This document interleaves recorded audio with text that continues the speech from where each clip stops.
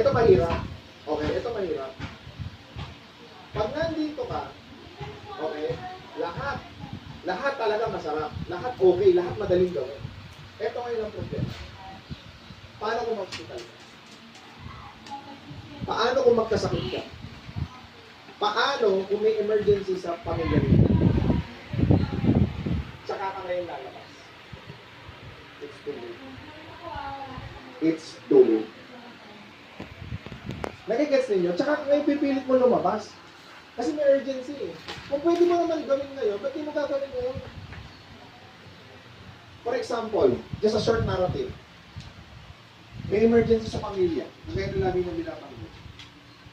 May nanay ka. Buhay pa nanay mo. Nasa nanay mo? Nasa bahay. For example, nanay mo, hindi mangyayari. Hindi mangyayari. Good. Okay. Okay, hindi mangyayari. For example, hospital. Emergency. Life and death situation. Kailangan mong maggawa ng 1 million ngayong araw na to. Kung hindi, makapatinan siya, mawawalan siya ng buhay. Ano gagawin niya? Gagawin mo ng paraan. Anong mga paraan niyo po pwede mong gawin? Pangutang ka. Ano pa? 1 million, laki. Bibenta ka ng mga gamit. Ano pa? Government offices. Lalapit ka. Di ba? Lahat ng paraan gagawin mo. Bakit? 1 million yung kailangan mong makuha o ngayong araw na to.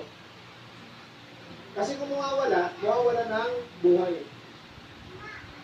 Ang tanong, yung 1 million ba, na emergency balang araw, kasi tatanda, edad, magkakasakit, kung pwede mo bang umpisahan na kayo? Para yung urgency, ngayon pa lang, ma-realize mo na darating sa ganun pa. Nadadaan ka sa ganun. Kung pwede ba isipin nyo, at this moment, at this time, na eventually, magkakaroon naman talaga ng urgency sa buhay mo. Hindi ka naman immortal.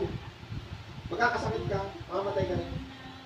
Uulitin ko, magkakasakit ka, mamamatay ka rin. Uulitin ko lang, mamamatay ka at magkakasakit ka. How does it feel? Matataranta ka, di ba?